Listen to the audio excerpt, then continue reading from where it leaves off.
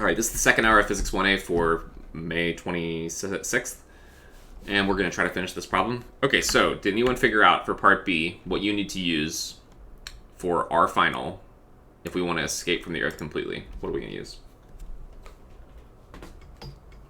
It needs to be really far away. So what value do we use?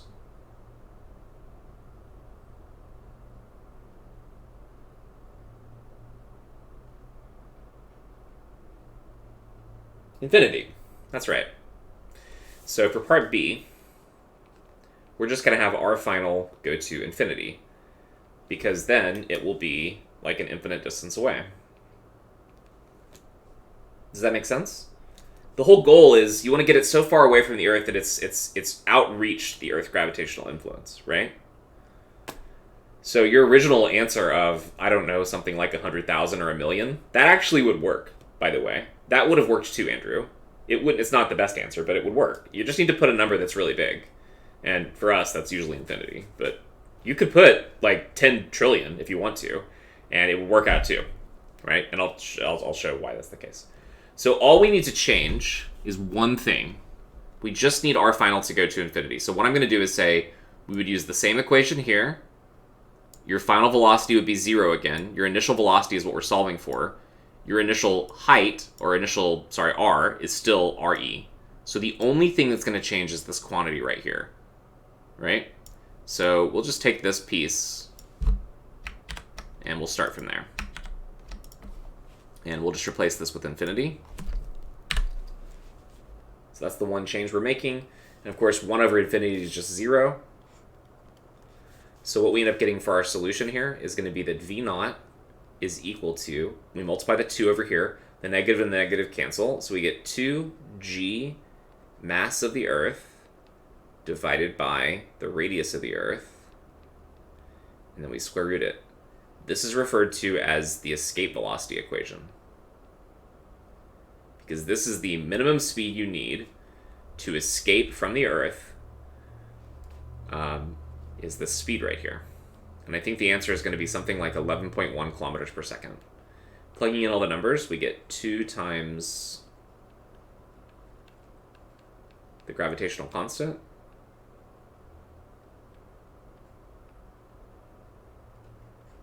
And then mass of the Earth, 6 times 10 to the 24 kilograms. And then we divide by the radius of the Earth, 6.4 times 10 to the 6th. I'm not always using the most accurate versions of these numbers. I think this is supposed to be 5.98 times 10 to the 24 and 6.38 times 10 to the 6th, but it doesn't really matter that much. Yep. So the escape velocity, which in this case also happens to be v initial, is going to be equal to, what do you get if you calculate this? You should get something like 11,000 something.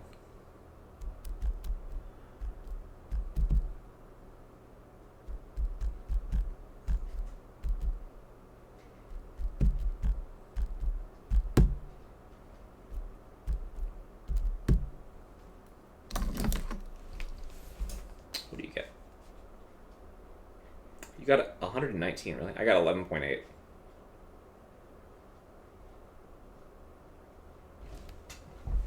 No, that's not what I got, actually.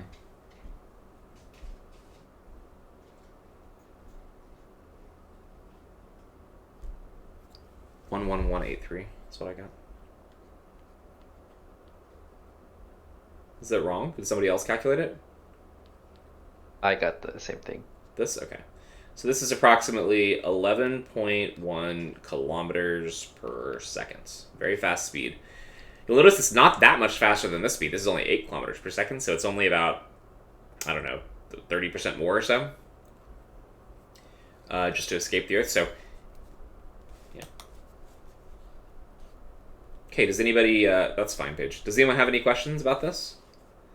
So this is a general equation for escape velocity, by the way. Escape velocity is given by the square root of 2 times g times the mass of the object divided by really wherever you are relative to the object. So I'm just going to call this r. This is just the distance you are from the center, so it could be the surface of the planet, or, you know, you could calculate the escape velocity from the sun. You could calculate the escape velocity from Jupiter. You could do all kinds of things. You could calculate the escape velocity for our solar system if you wanted to. But that's kind of a general equation to give you an idea of how fast something needs to be moving in order to actually escape our planet's gravity. All right.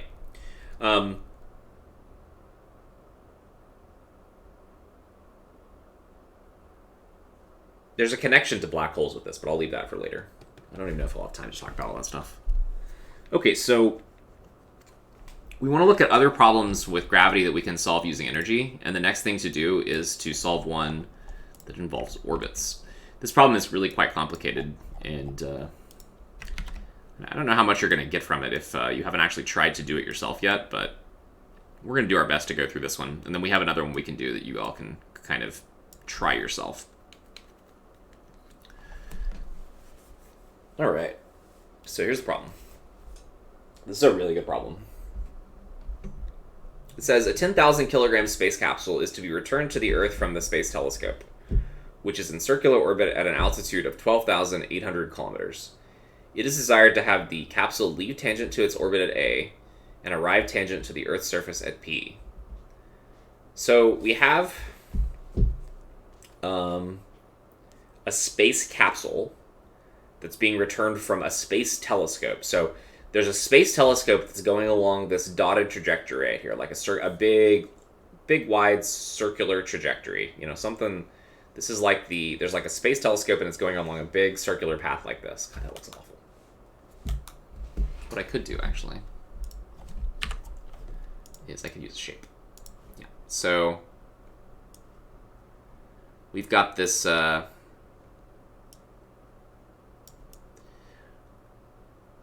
Something like that, right? Make it just a little bit more. Something like that. So this is like an orbit for the space telescope. So we've got our space telescope here. Give it a little lens that it looks out into space at. So this is the space telescope. And it's going around in an orbit like this. Okay? And there's a capsule on the space telescope that wants to leave the space telescope. Maybe it's carrying some data or something like that, and it wants to return to Earth. Okay? And right at this location, at point A, it says it is desired to have the capsule leave tangent to its orbit at A and arrive tangent to the Earth's surface at P. So this is the Earth right here. This little circle is the Earth. And we're trying to get it so that our space telescope, or the capsule, will basically land here, near the surface of the Earth, where at that point it could probably just basically kind of fall into orbit, or fall into the Earth's atmosphere. Does the setup of this problem make sense? Does anyone have any questions? The first thing we're going to try to do is to find the speed at point A that will allow this object, this capsule, to kind of fall along this path here and get back to the Earth at this point. Does the problem make sense? Does anyone have any questions?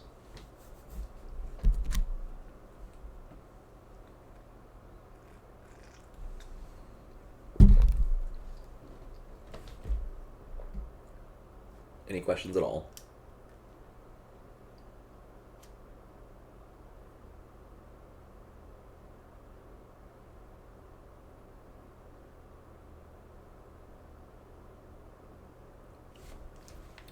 All right, so the first question to ask would be, what has to happen to the velocity of the... So we've got a capsule, it's attached to the space telescope, they're cruising along like this, right? The capsule detaches from the telescope. Now, something to understand that's really important here is, if this object were to detach from the space telescope, like let's say that it's connected via a docking port of some kind, there's like a magnet or something that holds it on. If it deconnects from the space telescope, it's still going to be going along the same orbit, right? Does that make sense? If this object detaches from the space telescope, it's still going to stay in orbit around the Earth. As an example of this, like a practical example, when people that work on the International Space Station, sometimes they have to go out and they have to repair things. They have to replace screws. They have to attach different modules. They have to repair antennas. They have to do all kinds of things. So they go on spacewalks. They leave the safety of the International Space Station. They wear a suit that protects them against the harms of space and has oxygen in it, right? And they leave the space station. They're still in orbit, though. They still go around at the same speed the space station does. They don't need propulsion to do that, just like the space station doesn't need propulsion to keep it moving, right? So when an object detaches from the space telescope, it's still going to go in orbit, in the same orbit. And it would keep going in the same orbit forever, really, unless it tries to burn some thrusters to change its speed. So the question is, if it wants to get back to Earth, what does it need to do? Does it need to speed up, or does it need to slow down if it wants to go along this elliptical path right here to get back to Earth? What do you all think? Does it need to speed up or slow down? Slow down, that's exactly right. It's going to have to slow down. If it slows down, what's going to happen is that its orbit, if it slows down enough, can change from this circular orbit purple to the elliptical orbit here that's the dotted line. And that's the goal. We want to slow it down to the point that its orbit completely changes to this elliptical path right here. Okay? It shrinks down from this size down to the size of this ellipse right here. Okay? And in order to do that, it is going to have to slow down. So first thing we're going to do is we're going to calculate the speed that it needs to travel along this orbit right here. That's our goal. Okay? All right. So let's get to that. It's going to travel along an elliptical path, and we need to know what its velocity at A is. So we need to kind of think about what type of things we know about this type of an orbit. So there's several things that we know for this orbit.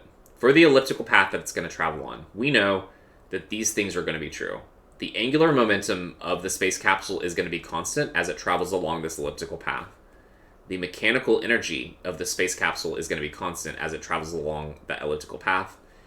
And we also know things like the period squared is going to be proportional to the semi-major axis cubed. These are the kind of pieces of information that we know about this capsule as it travels along this elliptical path. Angular momentum conservation, energy conservation, and Kepler's third law. Those are the things that we know.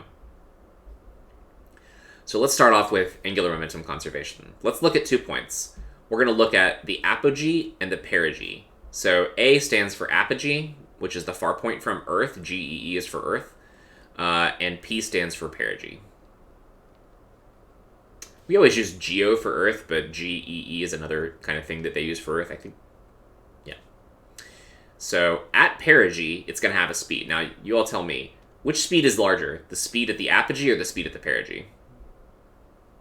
Should I make this at perigee? Yeah. When it gets to the close point, that's when the speed gets the biggest. So I'm going to draw a vector on here, and we're going to call that VP. This is going to be the velocity of our satellite when it gets to the Earth right here. And now what we're going to do is at point A and point P, we're going to say that the angular momentum needs to be conserved. So we'll say the angular momentum at point A needs to be the same as the angular momentum at point P. What is the angular momentum at point A going to be? Well, it's going to be whatever the mass of the capsule is. So M is going to represent this thing, this falling off, the mass of the capsule.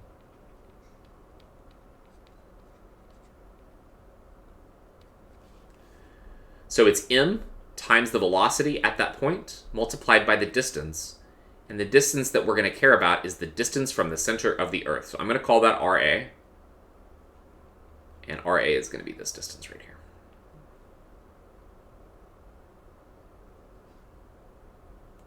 So MVA-RA. That's the angular momentum at point A. And the angular momentum at point P is going to be MVP-RP, where RP is now going to be basically the radius of the Earth, but I'll label it on here with a different color. This is RP.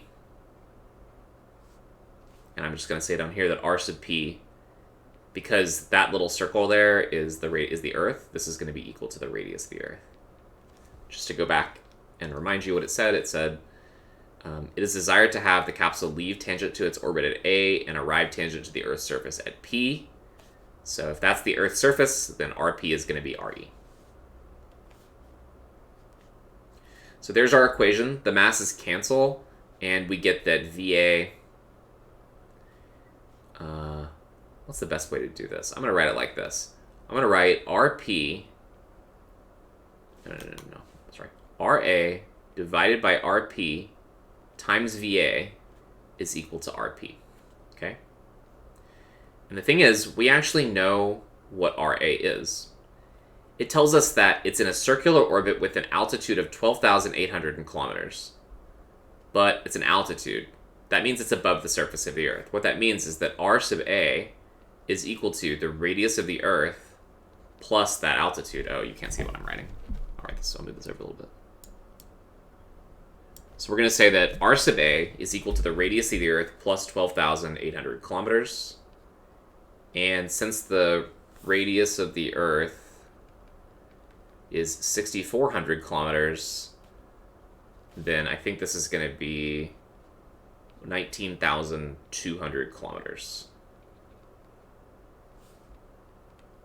Is that right? 6,400 plus 12,800, 19,200? Yep. Okay. If we plug those into this equation right here, RA over RP times VA, then what we're going to get is RA is 19,200 and RP is 6,400. They're both in kilometers.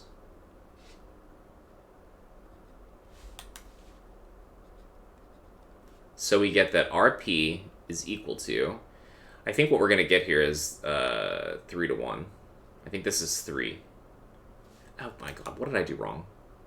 Professor, isn't it supposed to be RA over VP, VA, which equals RP? That's what it's supposed to be. Right? I'm sorry, I made a mistake. Does this look right? Yeah, there it is. And then this over this, I think, is 3. And so this is what we get.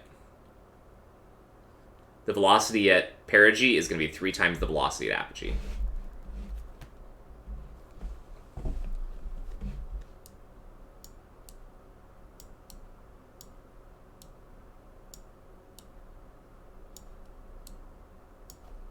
Okay, before we move on, does anyone have any questions about what we've done so far?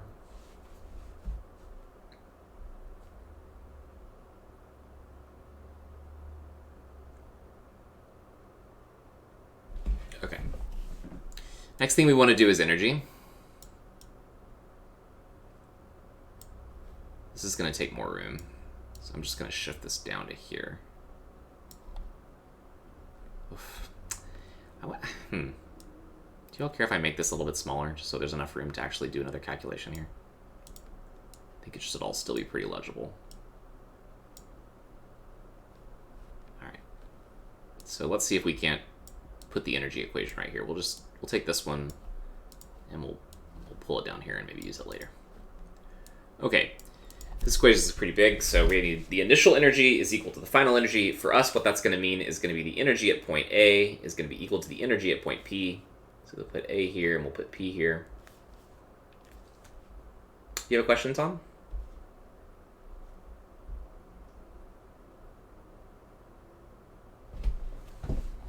Okay, let's read the problem again. It says, a 10,000 kilogram space capsule is to be returned to the Earth from the Space Telescope, which is in a circular orbit at an altitude of 12,800 kilometers. So that means the altitude of this orbit, the circular orbit, is 12,800 kilometers.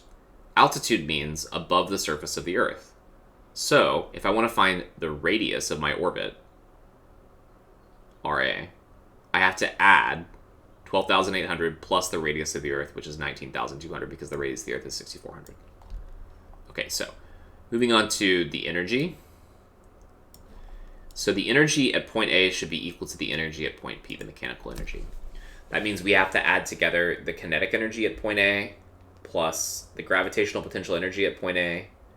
This should be equal to the kinetic energy at point P plus the gravitational energy at point P. So kinetic energy, that's easy. That's 1/2 mass times VA squared. The potential energy at point A is going to be negative GM, where M, this big M is going to be mass of the Earth, divided by RA. And then we write the exact same thing on the right side, replacing A's with P's. The kinetic energy at point P is going to be 1/2 M times VP squared, plus negative GMME divided by RP.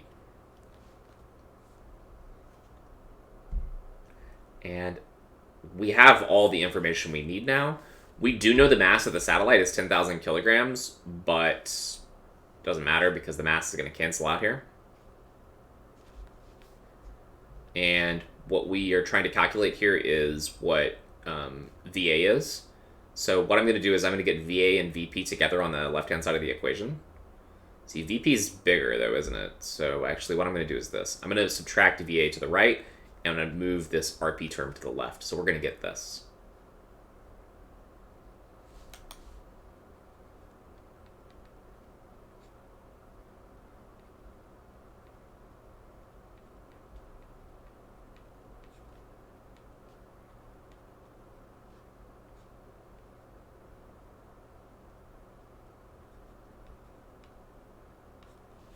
Okay, I skipped a couple steps there, so I'll just take a second and let you all catch up.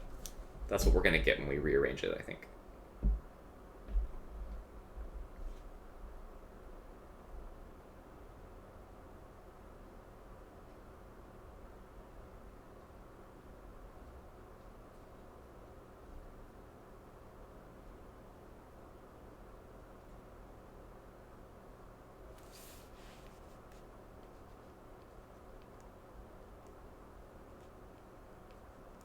We also know this is true, that RA is equal to 3 times RP. So we'll use that as well. Okay, we're trying to solve for VA, so let's make some substitutions right here. So we'll move the 2 over here, so we'll have 2 times GME. 1 over RP, so we're going to replace... We'll replace RA. So we have 1 over RP minus 1 over... RA is triple RP. This is 3 times 6400. So we can put 3 RP in here. This should be equal to... VP was equal to 3 VA right here. So we plug in 3 VA. We have to square the whole thing. Minus VA. So we end up getting 8 VA squared here is all equal to... So we have 1 over RP minus 1 over 3 RP, which is going to be 2/3 RP. So on the left-hand side, we're going to get 4 GME divided by 3 RP. And then we're going to divide the 8 to the left-hand side, or just do it like this. This cancels out with this, and we get a 2. So I think what we're going to get is G times the mass of the Earth divided by 6 times RP, but RP is equal to the mass of the Earth, so we can put this in here. And I think that's the answer. Anyone see any mistakes that I made? If you look back through the algebra?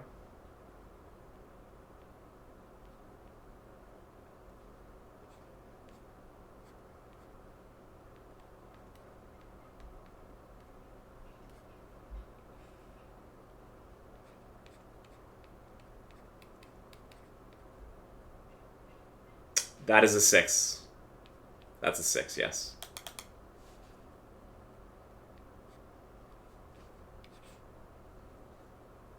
The 6 came from the fact that we had 2 here.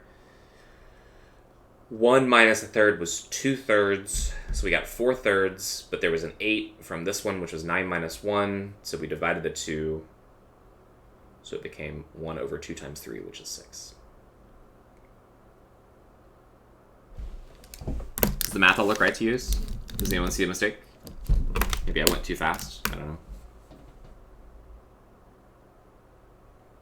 What do you get when you do this calculation?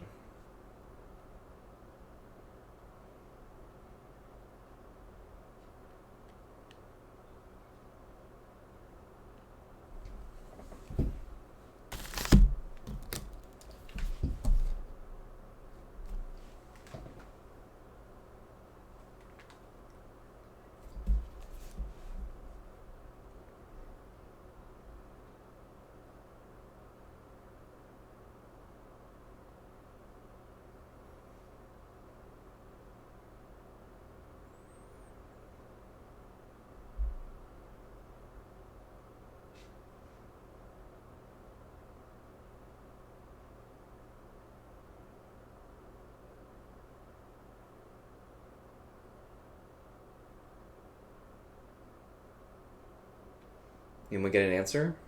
What do you get for VA if you plug them in here?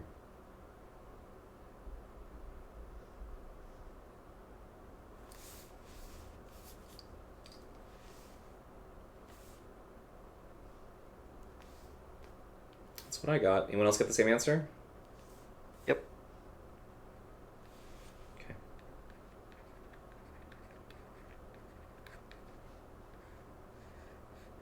Okay, that's the velocity that it needs at this location. The next thing that it wants us to calculate is to find the speed of the space telescope, Vs. So for this telescope, this is really easy. The telescope's going in a circle, right? It's traveling in a circle. And so what we know about that is that for the space telescope, that it's going to be basically, it's like something like this. So here's the Earth. Here's our space telescope. And we're trying to find this distance in this case, which was, this is RA. We already know what it is. And it's going around a circular path. So because it's going around in a circular path, just like the first problem we did today, that's happening because of the force of gravity from the Earth. And we can say that that force of gravity is going to be equal to the mass of the object times its centripetal acceleration. For R. We're going to call this Vs, and this is Ra.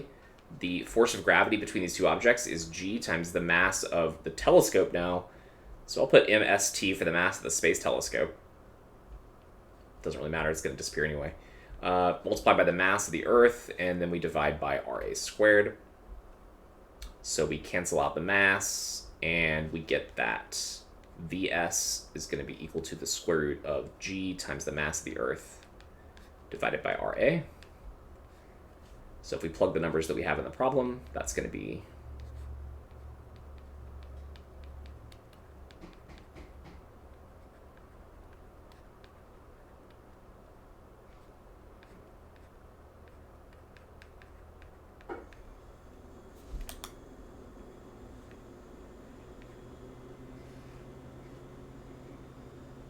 so it's 19,200 kilometers, but we need to plug that in meters. So that's going to be 1.92 times 10 to the 7 meters, I think. Yeah, you add 3 on here, so it's going to be 10 to the 7. What's this equal to?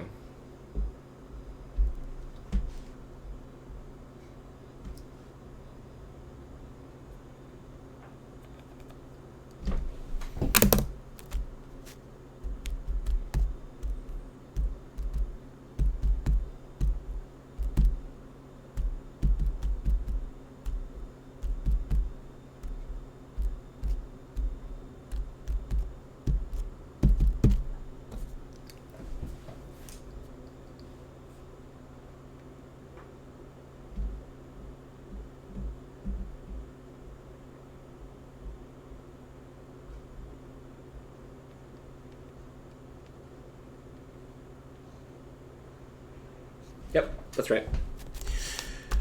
Good job. Okay, hopefully after today you've gotten enough practice with doing all this, with today and Monday, enough practice with doing all these scientific notation in your calculator that when you go to do your homework it shouldn't give you too much troubles, but just, yep. Alright, so I think we'll stop with just theory stuff there, lecture stuff there, and move into talking about the assignment that I gave you all from the lab manual to do the lesson for M2, which is called Lesson 2. So yeah, let's do that. I think Lesson 2 is quite a bit shorter than Lesson 1. Like there's a lot less questions, right? There's only 9 questions. So instead of going through all the answers, we went through half the answers for Lesson 1, right? What I want to do instead today is to just... you tell me if there's any of these questions that you don't know how to do or how to get started. Just let me know. This whole lesson is about, how is error propagated through measurements. And yeah, did you all try these? Did you have any problems on them? And if so, let me know what questions you have. My guess is that there probably aren't going to be that many questions until we get to like maybe 8 or 9. But if you do have a question about the ones that come before that, please feel free to ask.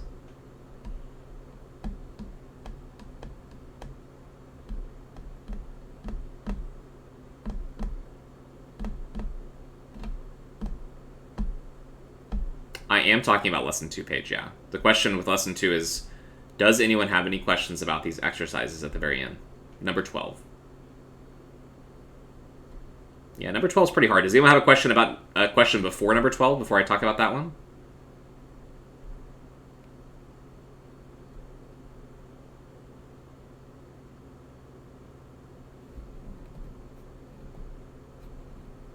Number 12 pretty much covers most of the concepts that are covered in the lesson. So, does anyone have any questions about a problem before number 12? We're looking at the exercises for lesson 2.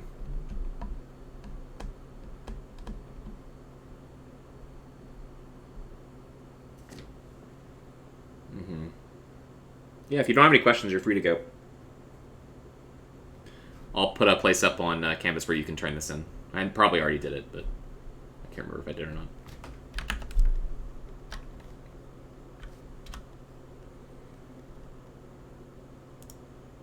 Number 10? Yeah, we can cover that one.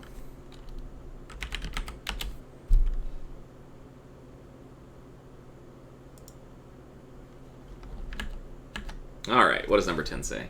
Quantity x is calculated from x equal to 3b squared c cubed over d to the 1/2. There's a 1% uncertainty in b, a 3% uncertainty in c, a 4% uncertainty in d. What's the maximum percent uncertainty in the result?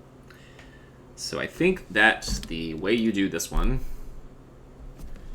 is, so what is it? So x is equal to 3b squared c cubed over d to the 1/2. And what you know is percent error in B is 1%. The percent error in C, I look at the wrong one. Yeah, percent error in C is 3%. And there's a 4% uncertainty in D. That's all there is. So I think the rule for these is that when you have things that are multiplied by each other, for each time that the variable shows up, you're going to add 1%. So every time you see a B, you're going to add 1%. Every time you see a C, you're going to add 3%. Since it's B times B, then the percent error in B is going to contribute a total of 2 times 1%. Plus, the percent error in C is going to be 3 times the percent error in C, which is 3%. And then plus 1/2 times the percent error in D. That's how you do it, pretty much, I think, right? Does that sound right to everybody?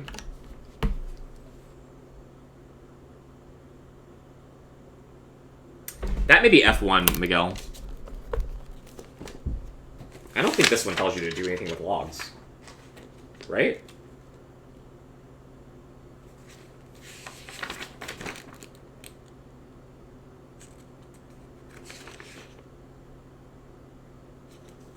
Am I crazy?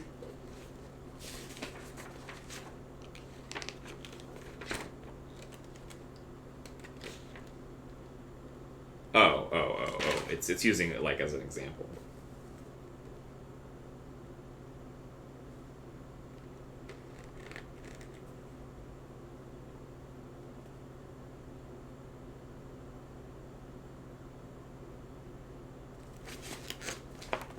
Does that answer your question, Ange?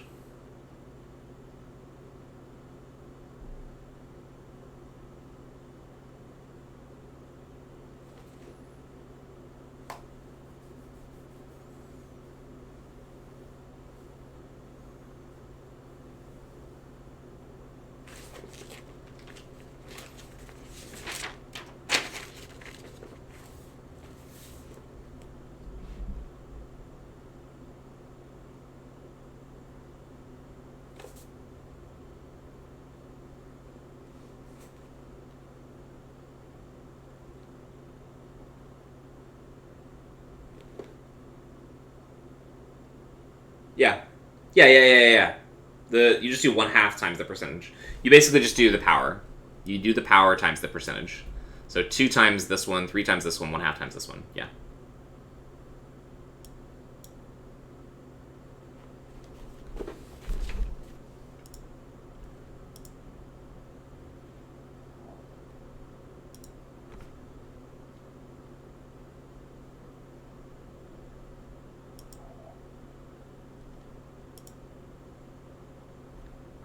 No, we're not allowed to lecture on Monday because there's a holiday.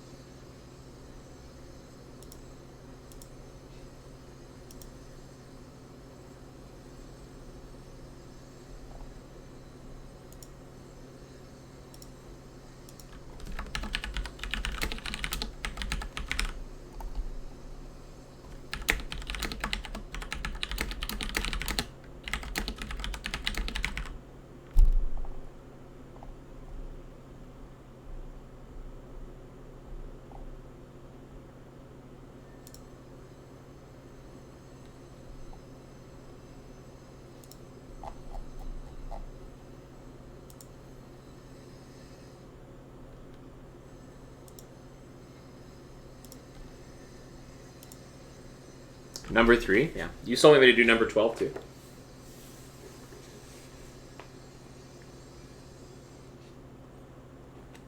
Number 3 is just sig figs. So the rule for number 3 is you're going to use the number that has the least number of sig figs to tell you what your answer is going to have for sig figs. So which of those 3 measurements have the least number of sig figs in number 3?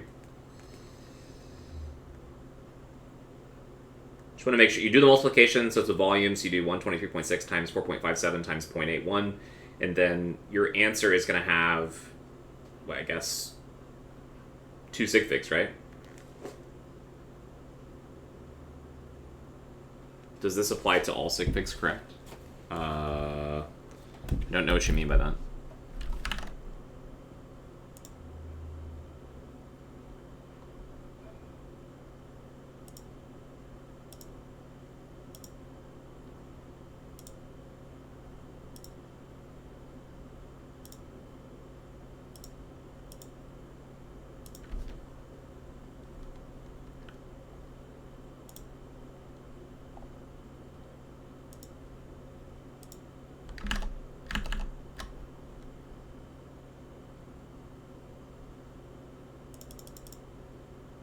As long as it's multiplication or division, Miguel, that's when you use this rule.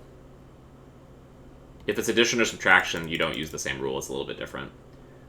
We pretty much only have one class before our final. We have exactly one class before our final. That's correct. Next week, yeah.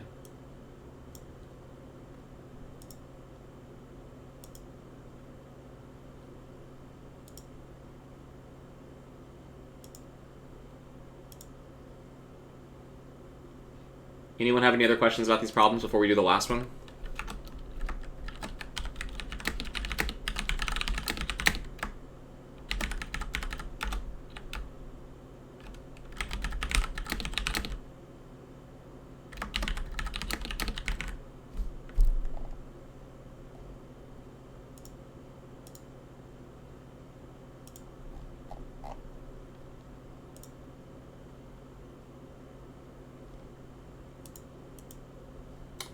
So the last one's really kind of tricky. They do go through how you're supposed to do it at the very end, though.